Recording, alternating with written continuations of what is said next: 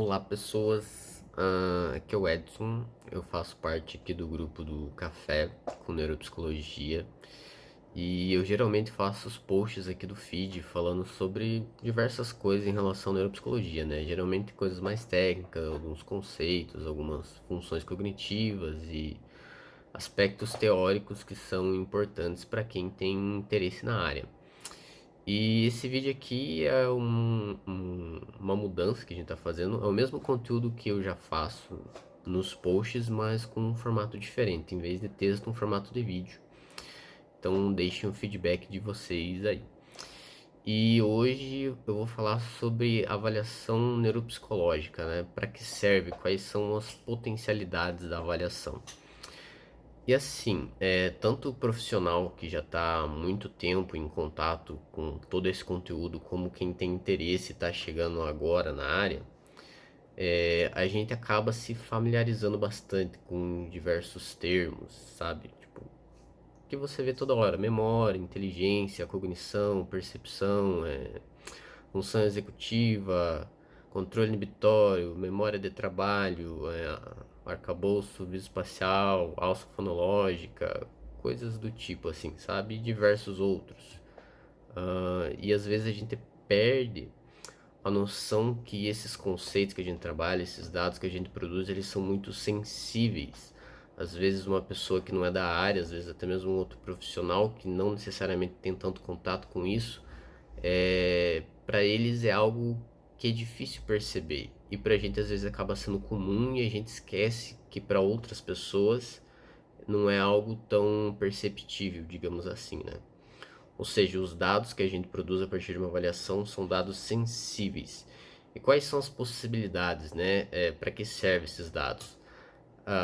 Tem, digamos assim, a ideia mais clássica, não mais clássica, mas é o que vem mais comumente à mente, né? Que é a produção de um diagnóstico. Você vai enquadrar o indivíduo com determinados déficits em determinado diagnóstico.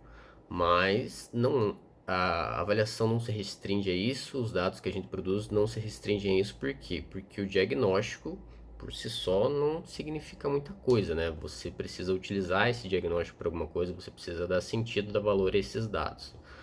E o que mais a gente tem além do diagnóstico? A gente tem, por exemplo, o prognóstico, que é exatamente o que fazer. Ok, tem um diagnóstico, e agora o que fazer? Para qual profissional encaminhar?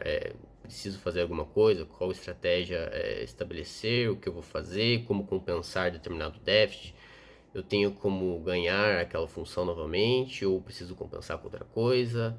Então aí você pensa em estratégias, né? Ok, daqui para frente, como melhorar a qualidade de vida daquele indivíduo se aquele déficit faz sentido para o contexto em que ele está vivendo, né? Além desses dois, diagnóstico e prognóstico, você tem a própria questão do feedback, né?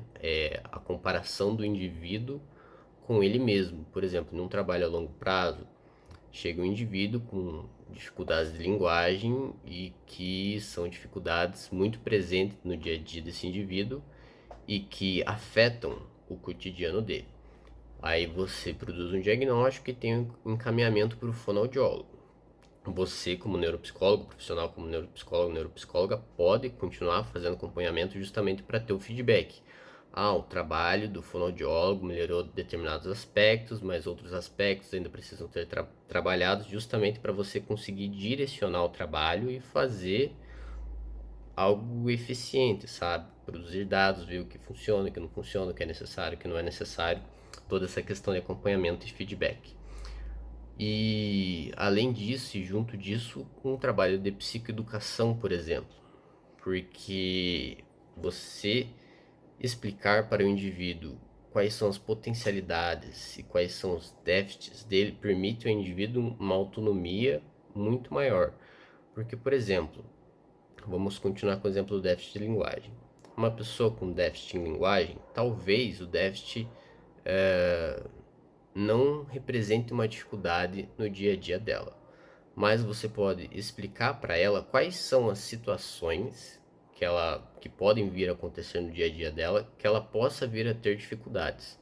Uma vez que a pessoa já tem esse conhecimento, você já pode pensar previamente em estratégias para que essas dificuldades sejam amenizadas ou até mesmo eliminadas, ou seja, você tem um trabalho quase que de prevenção, digamos assim. Não é necessariamente prevenção, mas o indivíduo tem mais conhecimento sobre si mesmo e o que ele pode fazer em situações que ele possa vir ter dificuldades.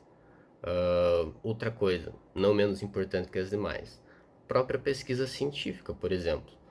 Os dados que a gente produz em qualquer avaliação são dados e são importantes. É claro que isolados eles não vão ter o mesmo valor de uma pesquisa quantitativa grande, com uma amostra populacional e tal, mas é um estudo de caso. E um estudo de caso tem um valor diferente de algo mais abrangente, mais geral, tem um valor diferente, mas ainda assim tem o seu valor.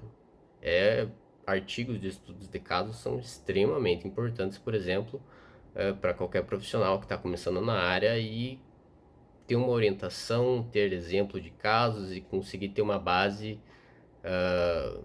mais prática do que realmente acontece, dos caminhos a ser seguidos, dos testes a ser utilizados em determinados casos, de como fazer uma boa anamnese, entre outros fatores, coisas assim, né? Ou seja, aqui eu já falei de diversas potencialidades, de diversas práticas em relação à avaliação neuropsicológica. E a produção desses dados sensíveis é muito importante porque a neuropsicologia produz esses dados e não só produz esses dados, como a gente enxerga esses dados dentro do contexto de uma forma que faça sentido para cada indivíduo. Ou seja, só o déficit não nos diz nada, só uma potencialidade não nos diz nada. Você tem que pegar esse dado e colocar no contexto do indivíduo. Em um primeiro momento, geralmente você faz uma comparação com uma população, com dados padronizados de uma determinada população. Mas você não se restringe a isso, você faz comparação com o próprio indivíduo. Através de uma anamnese, você tem o histórico dele, como era antes, como é agora. Você faz uma avaliação a partir do acompanhamento. No começo de um tratamento era assim, depois foi assim, e evoluiu até o estado atual. Ou seja, são diversas comparações que você faz, são diversos dados que você produz e que precisam estar relacionados com o contexto daquele indivíduo. Por exemplo, tal déficit faz falta, ou não que faz falta, mas é sentido no contexto daquele indivíduo. Se ele sente uma dificuldade por causa daquele déficit, então você precisa trabalhar.